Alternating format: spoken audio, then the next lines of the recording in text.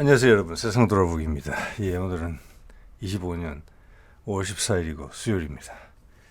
자, 오늘은 제목을 일단 정치노편국지로 고르긴 했는데 한 세 가지 정도 다른 묶음의 이야기를 같이 해보려고 합니다.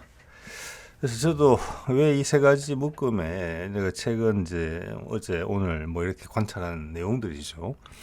이것이 왜 나한테 같이 이렇게 한 패키지로 다가왔을까? 세 가지 다른 사안들인데, 자, 이런 부분들이 아마 제가 제일 관심 있어 하는 부분들일 것 같아요. 네네. 소위 뭐 말하는 이제 양에서 엄의 세상으로 바뀐다는 부분들이 있는 것이고, 또 왜냐하면은 저는 이제 서양과학을 대학원까지 공부를 했었고, 나이가 40인 중반 때 서양과학은 세상을 설명하는데 충분치가 못하다. 예. 그래서 이제 동양의 생각들을 좀 접하게 된 것이고, 그렇다고 뭐 깊이 했다는 건 아닙니다. 한자 배운다는 취지로 좀 하다 보니까 그것은 뭐 글이나 내용은 뭐 책 몇 권 읽으면 되는 내용이에요. 근데 그것을 내 삶 속에서 계속 이렇게 돌이키면서 생각을 계속 해보게 되면은 뭔가 이렇게 접점이 생기는 부분이 좀 있거든요. 네. 그래서 현재는 제가 간혹 말씀드리는 이제 동양의 생각들, 우리 선배들의 생각들이 현재 세상의 변화를 더 잘 설명한다. 어떻게 보면 전 세상 사람들이 무기력하다. 현재 세상은 급하게 변하고 있는데 이 방향이 어디로 가고 있는지, 나는 어떻게 처신을 해야 될 것인지, 어떻게 하면 내 삶이 만족스러울 것인지, 그리고 주위를 어떻게 도움이 될 것인지. 현재 종교도 대답이 없다, 이게 대해서. 근데 세상은 바뀌고 있고 어떤 방향성을 분명히 가지고 있는 것 같은데 이제 세상이 바뀌고 있다는 거죠. 그것이 이제 우리 선배들이 이야기한 어떤 동양 생각, 여름에서 가을로 넘어가는 것이고, 기본적으로 봄, 여름은 양의 기운이 강한 것이고, 가을, 겨울로 가면 음의 기운이 강한 것이다. 그게 따라 세상이 바뀌고 있는 것이다. 자, 이런 부분들이 설명을 제일 잘 할 수 있기 때문에 또 예측을 가능하게 하기 때문에 이런 말씀을 드리는 것입니다.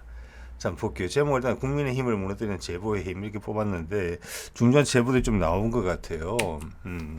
기본에 이제 세상 돌아보기 위해서 하던 어떤 의견들을 좀 더 확인하고 강화시키는 그런 내용들이죠. 이 내용을 보면은 조희대가 윤석열을 만났다. 또는 한덕수가 조희대를 만났다. 이런 이야기를 좀 나오고 있어요. 작년 12월 3일 내란 이후로 야당에서 제공하는 이런 제보들은 상당히 걸러져 있고 확인이 된 상태에서 발표가 된다는 것을 저는 계속 확인해 왔습니다. 틀린 게 별로 없거든요. 자, 그러면 이제 조희대가 대법원에서 이재명의 어떤 선거법 위반 사건을 갖다가 어떤 파기환송하는 날하고 한덕수가 같이 출마를 결정한 날하고 왜 그날이 같은 해가 설명이 되고, 왜 또 심우정 검찰총장이 윤석열 구속상 내란 수계를 마음대로 활보하게 놔두게 해줬잖아요. 거기다가 지기현이나 판사랑 연결이 된 상태인데 거기서 지금 마음대로 모략을 밖에서 꾸리고 있다. 그의 권력은 살아있다.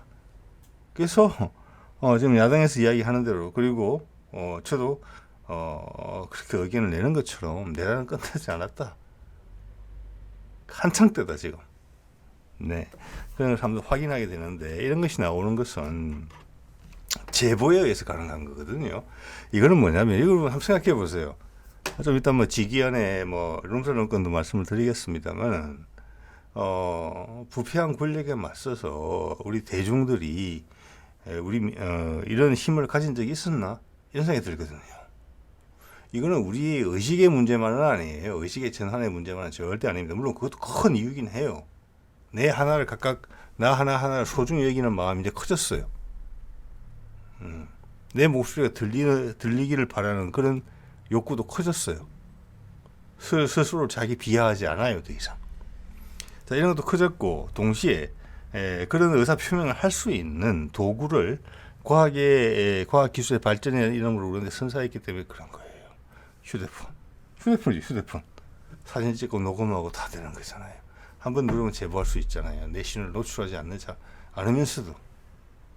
그래서 단지 양에서 음으로 간다. 기계적인 게 아니라는 거예요.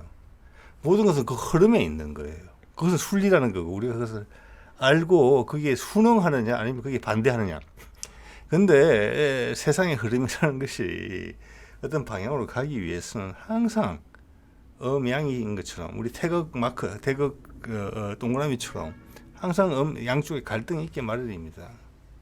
그게 신경 쓰이고 스트레스 받고 뭐 이런 큰 피해를 발생시키고 하지만 그 갈등이 있기 때문에 앞으로 가는 거예요.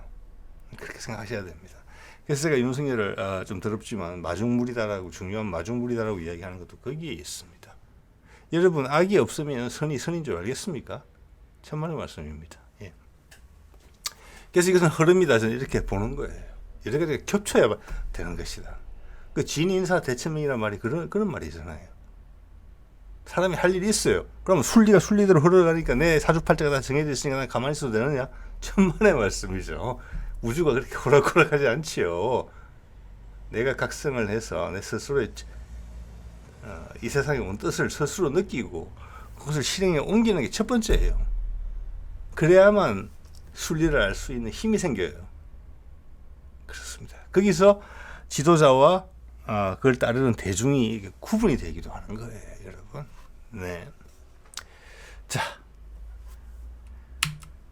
그다음 이거 나왔죠. 이거 오늘 큰 사건이라는 것 같습니다. 예, 이거 당연히 다 까지 않았겠죠. 예, 슬슬 나오겠죠. 지기현한테 엄청난 압박이 될 거라고 봅니다. 윤석열도 깜짝 놀랐을 거라고 봅니다. 자기 재판을 맡고 있는 판사를 녹록하게 보고 있는데 우리 편이다라고 생각하고 있는데 이런 사건이 벌어졌으니까 자 여기 볼까요? 강남 최고급 예약제 룸살롱 가면 1인당 100에서 150만 원의 술값이 나오는 곳이다. 여러 번 왔었다. 이런 이야기가 있고 한 번도 결제를 하지 않았다. 이런 게 있죠. 예. 조용히 넘어가려 했는데 너무 화가 나서 제보를 했다고 한다. 뭐 그리고 지금 지기현님을 알 수 있는 사진도 하고 해가지고 있는 것 같아요. 이 위치 파악도 다 됐고 자 여기서 추가 조사가 더 들어가게 되면 여기서 발뺌을 하게 되면 더 이제 나오겠죠. 그리고 위에 글에 보면 이런 내용이 나와요. 동석자가 직무 관련자다. 예, 이런 표현이 나와요. 이 동석자가 직무 관련자다. 이게 동석자가 직무 관련자이다. 이게 되게 제보자 이야기를 하는 것 같거든요. 지금 제가 봤을 때는 이런 생각해 보십시오. 제 생각은 그래요. 근데 동석자라고 표현했어요. 동석자가 제보자예요. 동석이란 말은 지기현과 같이 앉아 있었다. 근데 여러 번 왔었고 계산하는 걸 한 번도 못 봤다. 공무원 월급으로 100에서 150만 원 자주 갈 수 있는 곳은 절대 아니죠, 이게. 예. 자, 그래서 제가 보기에는 저 동석자라는 거, 제보자는 누구냐, 직무 관련자라는 말은 즉시 일하는 여성이다. 저는 이렇게 해석을 합니다. 예. 게다가 그렇게 내용을 소상히 파악을 하고 있다면은 지기현 또는 지기현과 같이 지기현에게 계속 그 술을 사줬던 그 사람의 어떤 단골이다. 선택을 받은 사람이다. 지속적으로 반복해서 이렇게도 생각할 수 있는 것 같습니다. 저는 이걸 보고 처음 딱 드는 생각이 뭐냐면 여러분 우리나라 법에 룸상을 여기저기 룸살롱은 다 저기 합법적으로 영업을 하고 있는 곳이고 이게 간다고 해서 문제가 되는 건 아니에요 전혀. 거기에 접대부가 나오는 것도 불법 아니거든요. 근데 여기서는 판사로서 반복해서 같은 사람한테 접대를 받았다, 즉 스폰서가 있다 이런 이야기를 하는 거거든요. 그래서 얼개가 어떠냐면 분명히 어떤 청을 받고 있었을 것이다. 요청을. 그것은 분명합니다, 여러분. 여러분도 비즈니스 하는 친구들이 있을 거예요, 친구분들. 그런 사람들이 누구한테 고가의 술자리에서 술을 계속 반복적으로 사준다는 것은 반드시 반대 거부가 있습니다. 혹가다 한 번 있는 일이 아닌 다음에는 그 이야기를 한다고 보고 그 사람이 누군지에 대한 내용도 아마 알고 있다고 봅니다. 전혀 언급을 하지 않는데 상대방 대응을 보고 민주당도 따라서 대응을 하겠지요. 그래서 저는 개인적으로 이걸 보고 드는 생각은 뭐냐면은 과거 87년도에 그때 제가 20살이었고 지방 출신으로서 서울을 처음 가게 된 것입니다. 예, 그래서 그때는 이제 시위가 많았습니다. 그때 제가 명동이나 을지로 이런 쪽에 여러 번 나갔었는데 거기에 지금 이 제보자로 보이는 여성과 유사한 직종에 종사하는 그때는 그런 것들이 훨씬 많았습니다. 사회 곳곳에. 예. 그래서 두루마기 휴지를 던져주고 창문을 열고 응원하던 모습들 제 나이 또래 분들이라면은 그런 모습 기억하시는 분들이 많으실 겁니다. 예, 우리나라는 그 정도 수준입니다. 또 드는 생각은 뭐냐? 우리가 예전에 이런 이야기를 한번 한 적이 있어요. 제가 어렸을 때, 뭐 20대 초반 때 누가 이런 이야기를 하더라고요. 그때 외국에 대해서 우리가 잘 모를 때예요. 아마 해외 여행도 자유화가 되기 전일 거예요. 80년대니까. 우리나라에는 슬럼이 없다. 달동네는 있을지언정. 아니 둘 다 되게 가난한 사람들이 사는 곳인데 한국판 슬럼이 달동네가 아니다. 그런 이야기를 했었거든요. 제가 들었습니다. 그래서 왜 그래요? 그랬더니 우리는 똑같이 가난하지만 우리 달동네는 가면 항상 깨끗하다. 미국의 슬럼은 인생을 포기한 곳이다. 마약과 술에 쩔어 있는 곳이다. 희망이 없는 곳이다. 거기는. 우리 달동네는 가난하지만 그 좁은 골목도 치울 만큼 요즘 우리가 관광지가 된 곳이 많아요. 지방도시가 보니까 희망을 갖고 있는 곳이다. 꿈이 있는 곳이다. 오히려 더 알찬 꿈이 있는 곳이다. 정직한 꿈이. 예. 그게 저는 우리의 큰 힘인 것 같습니다. 예, 상당히 평등하다. 사람들이 공평하다. 내가 뭘 하든지 간에. 예, 이런 여러 가지 생각들이 들었어요. 이걸 보면서. 그래서 이 지금 권성동인데 이런 내용이죠. 이런 거 다 보셨을 것 같아요. 울산에 가서 하루 만에 입장을 싹 바꿔서 이제 김문수를 대통령 후보로서 지지하면서 지지 연설을 지금 하고 있는 상황이거든요. 김문수가 연단에 올라오기 전에. 그때 제가 봐서 시내버스 같습니다. 경적 소리를 봤을 때 뭔가 말을 몇 마디 꺼내려고 하는데 시내버스가 꽉 지나가면서 경적을 세게 울렸어요. 그래서 권성동이가 짜증이 나가지고 막 말이 헛나오고 하는 그런 장면이거든요. 이 시내버스 기사님이랑 좀 전에 제보를 한 강남 룸살롱에 초이스된 여성이거나 우리가 80년대 경험했던 나한테 두루마기를 던져주던 젊은 학생들한테 심지어 돈도 쥐어주던 그 누나들하고 같은 거잖아요, 사실은. 네, 그런 생각이 좀 들었고요. 그게 우리가 그런 면에서 양의 세상에서 음의 세상으로 간다고 했을 때 우리는 칭기스칸이 우리를 먹으려고 했을 때 정말 힘든 나라다, 이 나라가. 다루기가. 네. 왕이나 지도부는 녹록한데 민초들이 절대 얘들은 정말 우리 쪽에 평등 충성 안 할 것 같다. 이런 느낌이 드는 나라라고 생각합니다. 지금 우리가 하는 걸 봤으라도. 그렇잖아요, 여러분. 그래서 일본 식민지 살이할 때도 일본 사람들이 우리를 상대하면서 지금 보면 뭐 우리의 힘으로 뭐 독립을 못해서 어떤 저도 그런 한때 논리에 되게 기가 솔깃한 적도 있었지만 제가 이 인생을 살아오면서 우리 스스로에 대해서 계속 관찰하면서 보니까 뭐냐면은 일본 사람들도 이 조선 사람들은 이게 우리가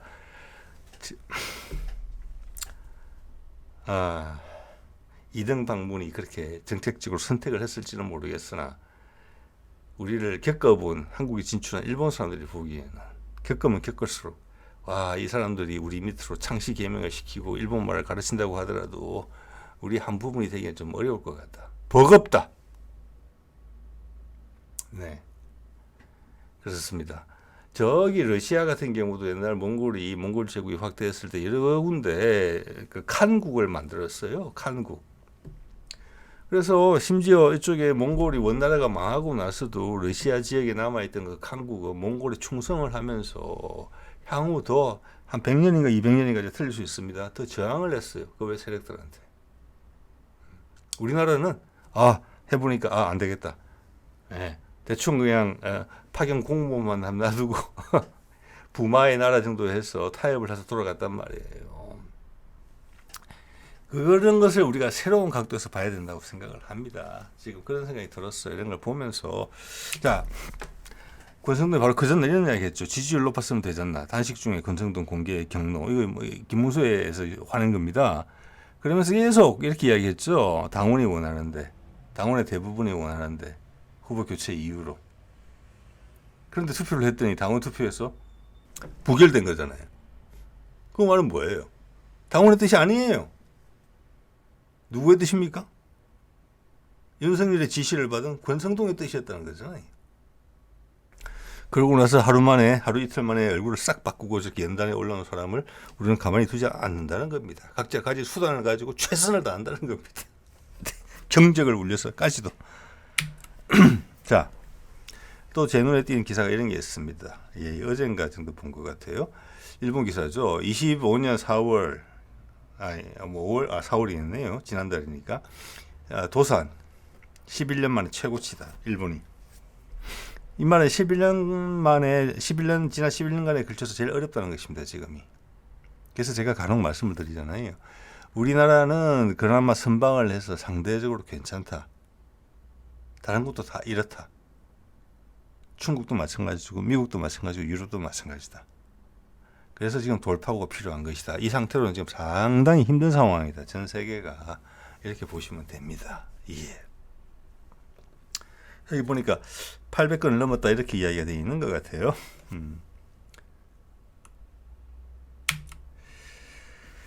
자, 또 하나 일본 이야기 나온 김에 일본 기사를 하나 더 인용해서 말씀드리겠습니다.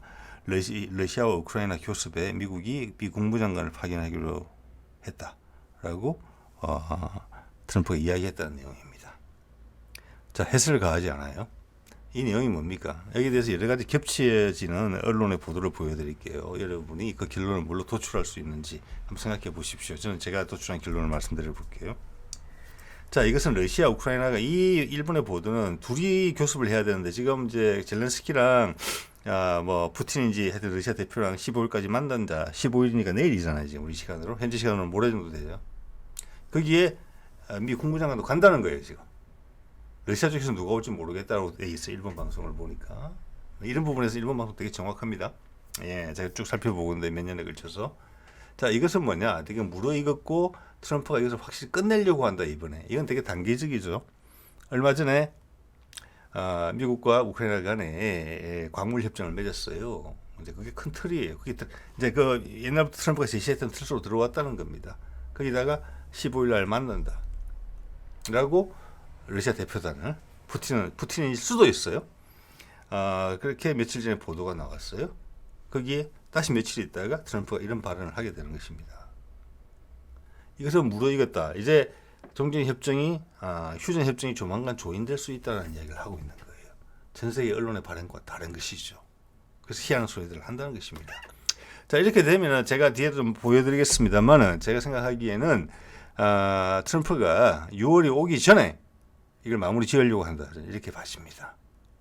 왜 6월 5일인가부터 그레이트 아메리카 페어를 1년간 하려고 하죠. 내년 7월 4일 독립기념일까지 그냥 250주년이에요. 내년이. 그래서 1년간 잔치를 하겠다. 거기에 앞서 손에 잡힐 수 있는 성과물이 필요하다. 제가 그런 말씀 쭉 드려왔는데 지금 다시 돌이켜 보니까 6월 그런 거하고 결부시켜 봤을 때 5월 말까지 뭔가를 해결하려고 한다. 이렇게 느껴져요. 지금 움직임도 그렇고. 네.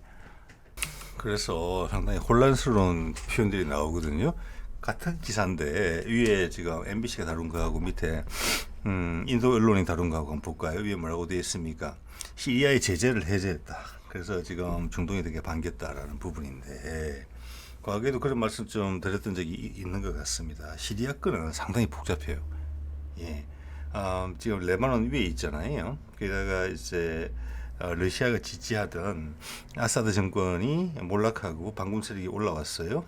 네, 그런 이제 복잡한 상황이 있었고 거기에는 탈레반도 개입돼 있고 뭐 엄청나게 복잡합니다. 아사드는 러시아로 망명을 했어요. 자, 거기서 러시아가 처음엔 지원을 하는 척 하다가 이스라엘로 들어가 있습니다. 하다가 결국은 제가 보기엔 아사드를 설득을 해서 아사드의 안전을 보장해 주면서 정권의 이양을 허용을 했어요, 여기에. 예, 처음에는 끝까지 지켜줄 것처럼 했는데 러시아가 끝까지 지켜주겠다 했으면은 정권 넘어가지 않았을 겁니다. 그래서 그걸 보면서 트럼프랑 어떤 모종의 합의가 있었다. 이제 그렇게 저는 말씀을 드린 바가 있었거든요. 네. 자, 그래서 시리아 제재를 해제했다. 그리고 MBC가 이렇게 이야기합니다. 이란의 협상을 압박했다. 이건 잘못된 표현이라고 생각합니다. 얼마 전에 그들이 보도한 내용도 있어요. 협상이 잘 진행됐다고 보도했잖아요. 4차 협상이. 예, 이것은 이스라엘 때문에 그런 겁니다. 이스라엘 때문에 그렇다기보다는 이스라엘을 지지하는 미국에 있는 유태계 자본 때문에 그런 겁니다. 방향은 정해져 있다고 봐요. 이번 일을 통해서 저는 그걸 확인합니다. 그런데 애둘러 돌아가요. 직접적이지 않게.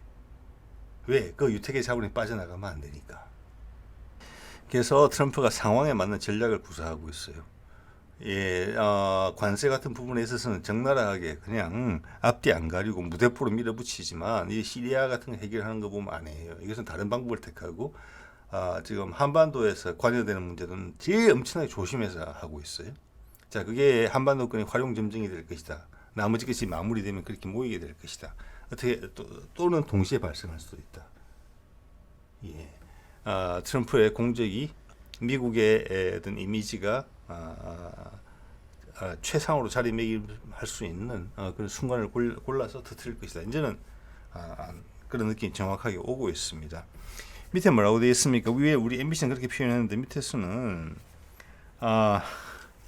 MBS 즉 사우디 쪽에서 사우디 황태자가 시리아 제재를 거둔다고 이야기를 하니까 전부 다 일어나서 박수를 쳤다 이런 내용이 나오고 있어요. 자, 사우디가 격렬히 환영했다는 이야기입니다. 자, 이것은 사우디가 환영을 하게 되면은 이스라엘이 슬퍼지는 일이에요.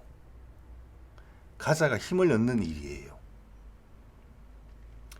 자, 가자에서 지금 이야기 나오는 대로 지금 계속 폭격이 가해지고 있죠. 오늘도 병원에 폭격에서 수십 명 사망했다는 이야기 들었습니다. 이스라엘에 의해서. 그것을 밀어낸다? 이집트나 또는 뒤에 웨스트뱅크 요르단을 밀어낸다? 그렇지 뭐 그렇게 할 수는 없을 겁니다. 왜냐? 요르단은 지금 중국제 무기, 러시아제 무기를 갖고 있고 이집트입니다. 죄송합니다. 이집트는 공고에 버티고 있어요. 그리 가야 되거든요.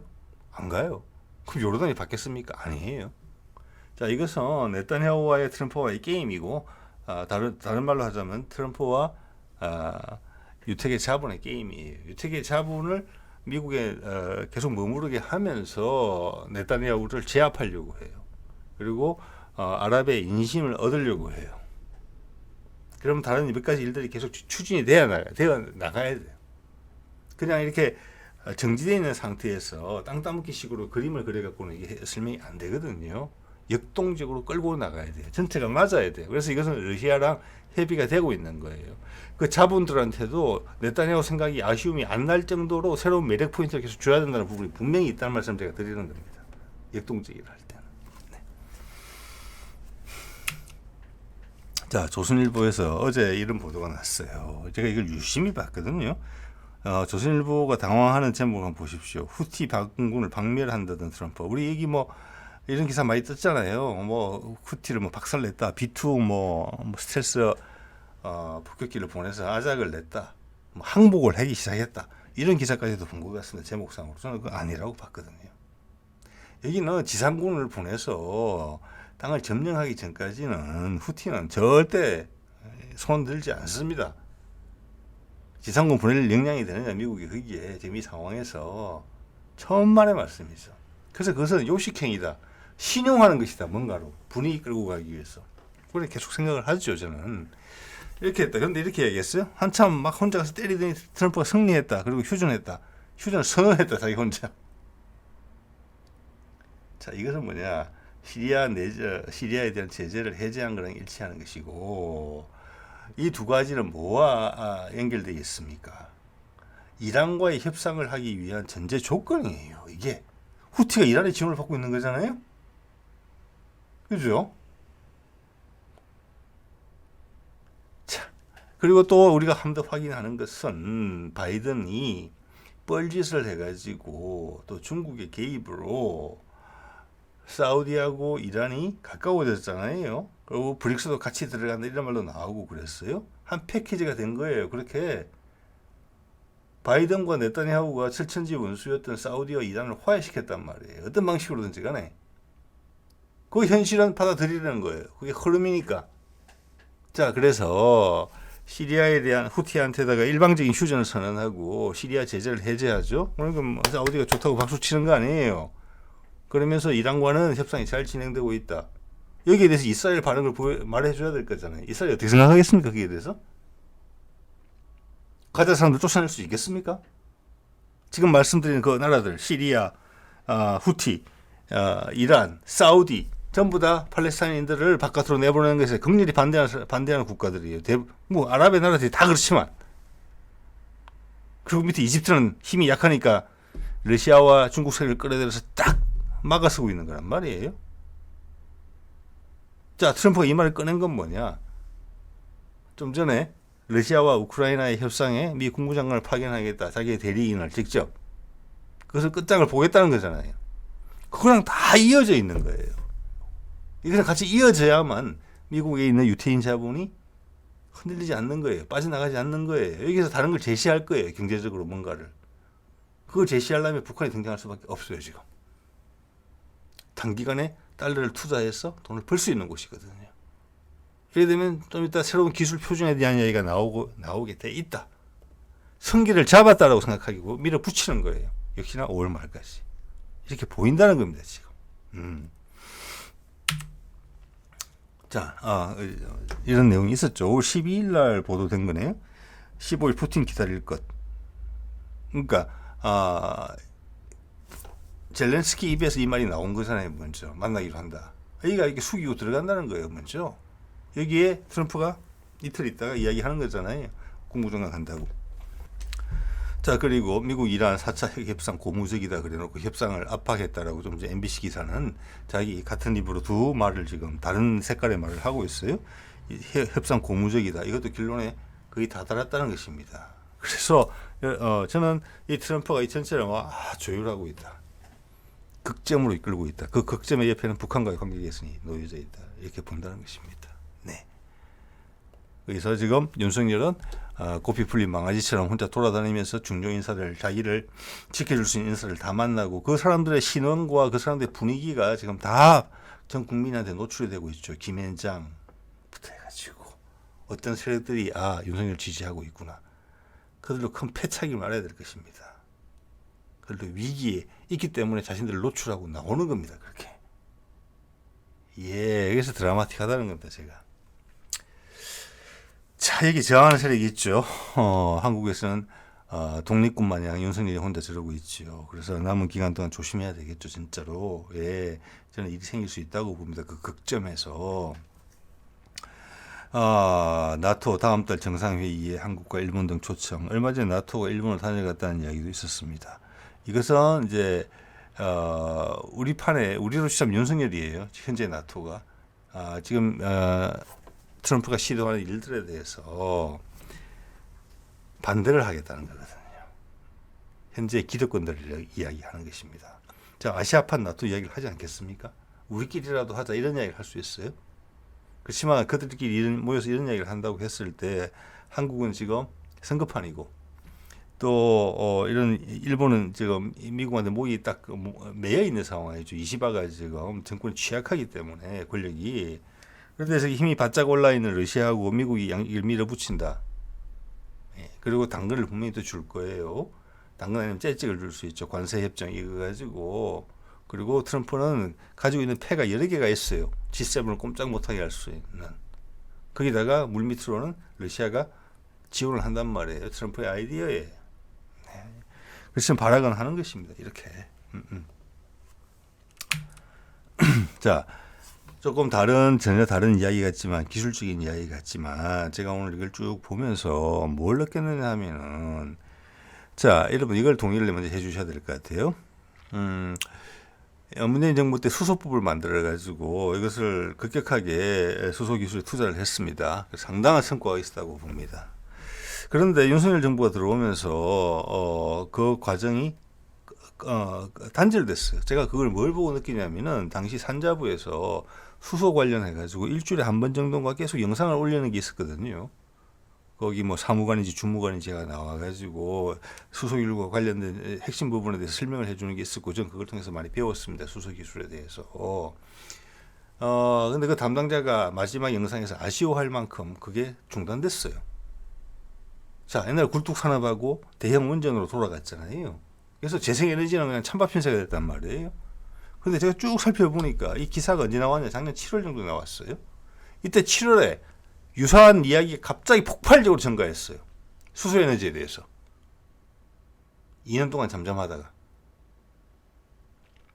이때 그리고 작년 후반부로 오면서 재생에너지에 투자 더 많이 해야 된다. 수소 설비 강화하는 이런 부분에 대한 것들이 다시 재시동이 걸려요. 윤석열 정부에서. 이것은 뭐냐? 작년 중반기 무렵에 큰 결정이 있었다라고 생각이 들어요. 당연히 미국이 시동을 걸었다고 봅니다. 미국의 전략 변화가 그때 있었어요. 이미. 중국과 전쟁을 할 게 아니다. 우크라이나에서는 이길 수는 없다. 그 두 가지. 그럼 뭐냐?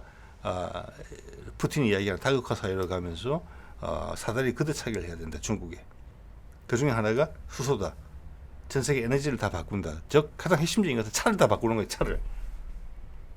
엄청난 수요가 발생하잖아요. 새 차가 돼야 되고. 거기에 들어간 수소가 저렴한 가격에, 지금 휘발유보다 부담스럽지 않은 가격에 나와야 돼요.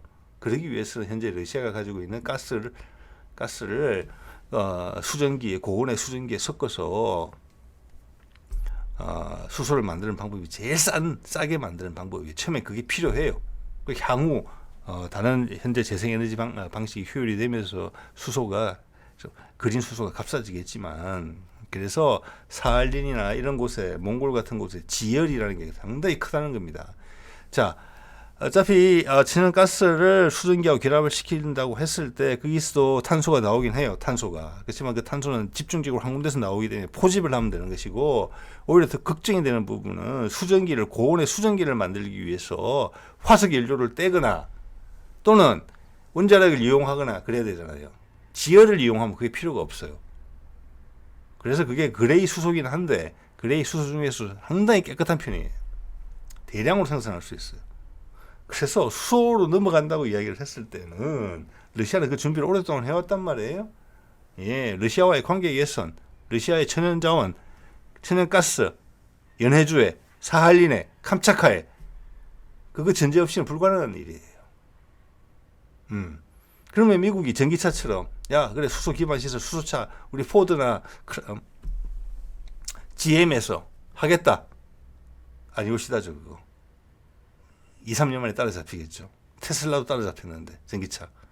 다른 생산 기지가 필요하다. 수소 관련된, 수소 세상에 필요한 모든 인프라를 저렴한 가격에 만들 수 있고, 대량 생산할 수 있고, 기술력도 최상으로 갖고 있는. 지금 여러 가지 미래 기술 중에 상대적으로 수소 기술이 중국이 처져요. 그중 핵심 기술은 뭐냐? 수소를 생산하는 데 필요한 그 멤브레인이 있어요. 분리막. 영어로 말하면 그게 선택적 분리막이라고 하죠. 그게 고가의 소모품이에요. 그걸 싸게 개발해야 돼요. 그러려면 지금처럼 물을 깨끗한 물로 안 만들어도 될지 몰라요. 지금 깨끗한 물로 바꾼 다음에 전기 분해를 하거나 그렇게 해야 되거든요.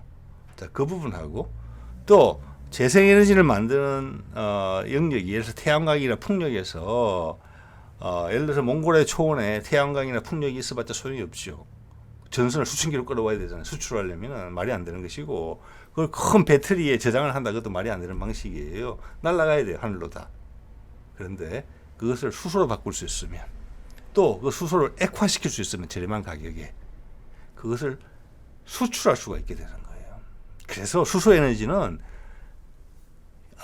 휘발유, 석탄, 석유 이런 거에 비해서는 음의 에너지예요.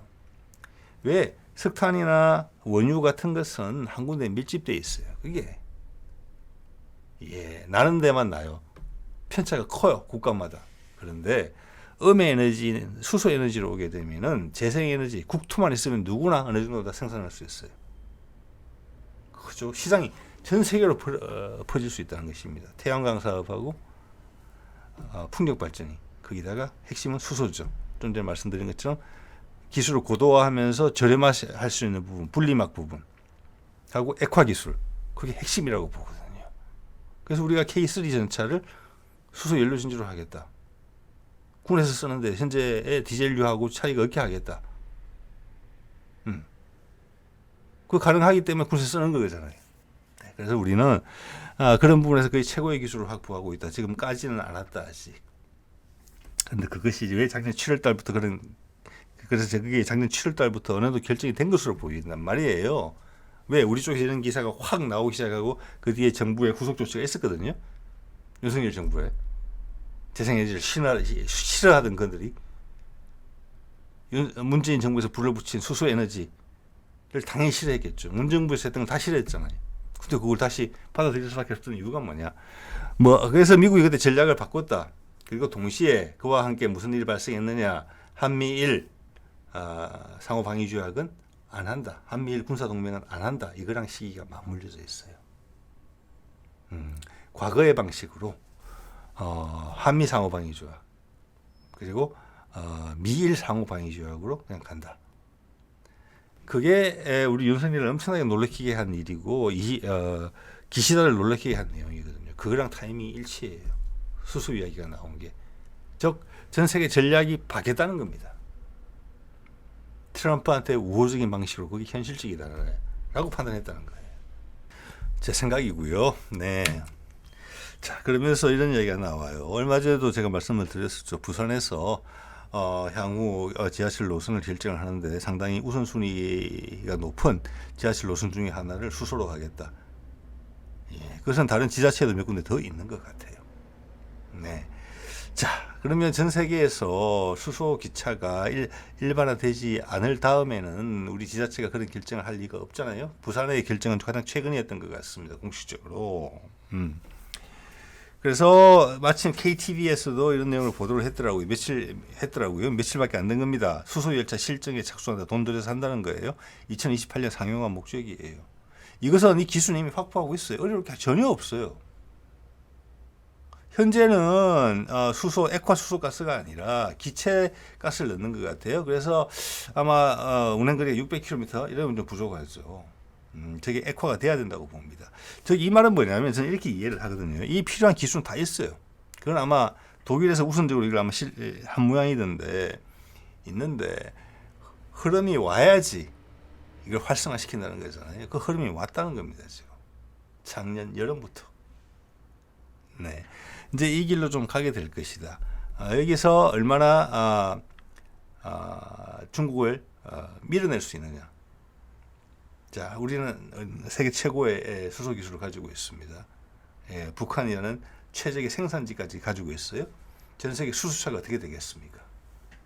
테슬라의 뼈아픈 경험이 있을 거예요.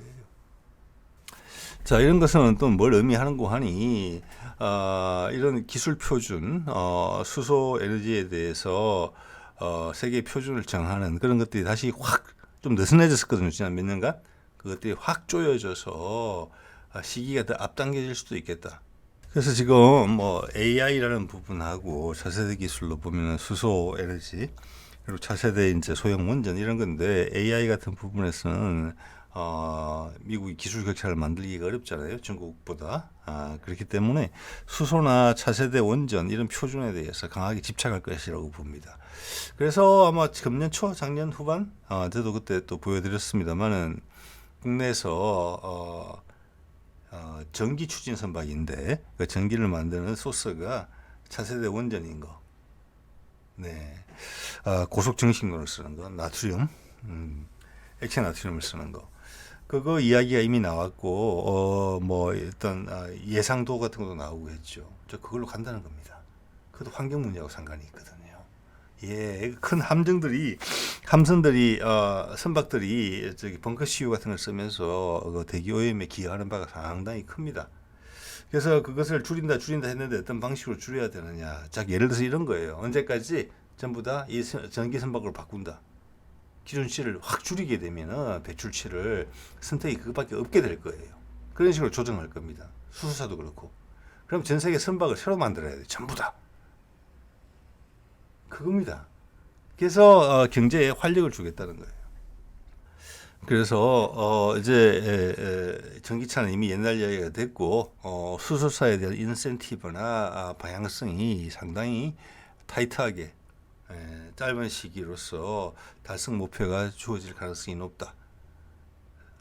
트럼프가 지금 마무리를 지어가면서 지금 이제 우크라이나, 이란, 북한 마무리 지으면서 그런 것들이 동시에 던져질 가능성이 크다.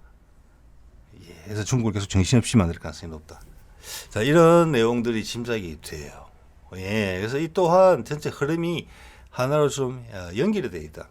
이렇게 다시 보게 되면 현재 윤석열과 그의 추종자들 그리고 그들의 지지 세력들 상층부에 있죠. 역사 전통을 자랑하는 그들이죠. 소수지만 이제 그들의 모습을 여기저기 드러내잖아요. 그들의 저항도 끝물이다. 큰 한판을 그 사람들은 생각하고 있을지 모른다. 라는 생각이 드는데 그들이 이기지는 못한다. 이런 흐름을 봤을 때 이런 생각이 들고요. 자, 그래서 그들은 돌뿌리로서 작동을 하는 거예요.